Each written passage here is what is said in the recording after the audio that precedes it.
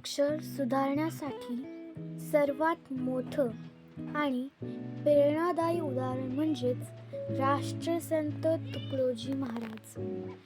त्यांनी केवळ आपल्या विचारांनीच नव्हे तर त्यांच्या सुंदर हस्ताक्षरानेही लोकांच्या मनावर राज्य केले. त्यांचे अक्षर इतके वयनदार आणि सुवाच्य होते की ते छापल्यासारखे वाटायचे. त्यांनी लिहिलेली ग्रामगीता हे त्याचे उत्तम उदाहरण आहे. हस्ताक्षर सुधारण्यासाठी खालील काही महत्त्वाच्या गोष्टींवर लक्ष देणे आवश्यक आहे. अक्षरांचा आकार आणि वळण. प्रत्येक अक्षराचा आकार योग्य असणे महत्त्वाचे आहे. मराठी किंवा हिंदी लिहित असताना अक्षरांचे काणे, मात्रा आणि वेलांटी हे व्यवस्थित काढल्यास अक्षर उठावदार दिसते आणि तुमचे अक्षर सुंदर होण्यास थोडी मदतही होते. शिरोरेषा. मराठी लेखनात शिरोरेषा म्हणजेच अक्षराच्या वरची ओळ अतिशय महत्त्वाची असते. जर शिरोरेषा आणि अक्षराला जोडून असेल तर संपूर्ण ओळ नीटनेटकी दिसते. तुम्हाला खाली दिलेल्या काही शब्दांपैकी परिपूर्णतः शिरोरेषा दिसेल. एखाद्या अक्षराच्या वर जर तुम्ही व्यवस्थित लिहिलं आणि त्यावर व्यवस्थित नीटनेटकेपणाने ओळेप्रमाणे रेषा दिलीत तर ती अगदी योग्य. 2 शब्दांमधील अंतर.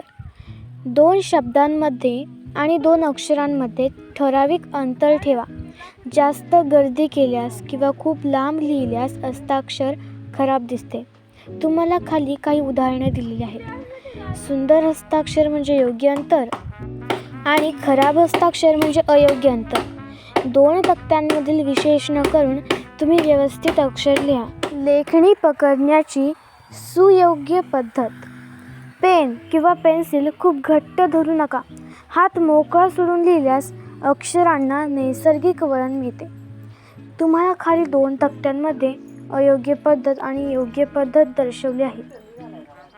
यातील योग्य पद्धतीने लिहिल्यास तुमचे अक्षर अतिशय सोपे आणि सुंदर होईल. आणि या टिप्स जरूर फॉलो करा. आणि व्हिडिओ आवडला असेल तर लाईक, सबस्क्राईब करायला विसरू नका. अजून आपण पुढे काही एक टिप बघणार आहोत.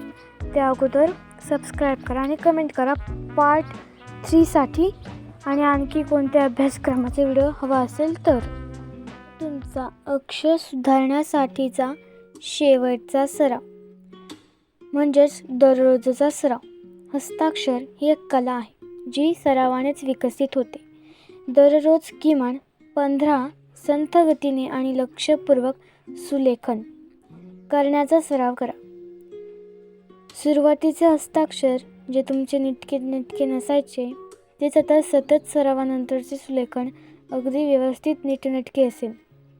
आणि दररोज 15 ते 20 मिनटं तुम्ही सराव केल्यानंतर तुमचे अक्षर आफ्टर आणि बिफोर यामधील फरक लगेचच तुम्हाला दिसेल. आणि जर तुम्हाला हा व्हिडिओ आवडला असेल तर कमेंट करा, लाईक करा आणि तुमच्याच एखाद्या अशा मित्राला ज्याचं अक्षर अजूनही व्यवस्थित येत नाही त्याला हा व्हिडिओ शेअर करा. आणि तुम्हाला अजून कोणत्या विषयावर व्हिडिओ अपलोड केलेला हवा तो त्या व्हिडिओचे नाव कमेंटमध्ये जरूर सांगा. धन्यवाद.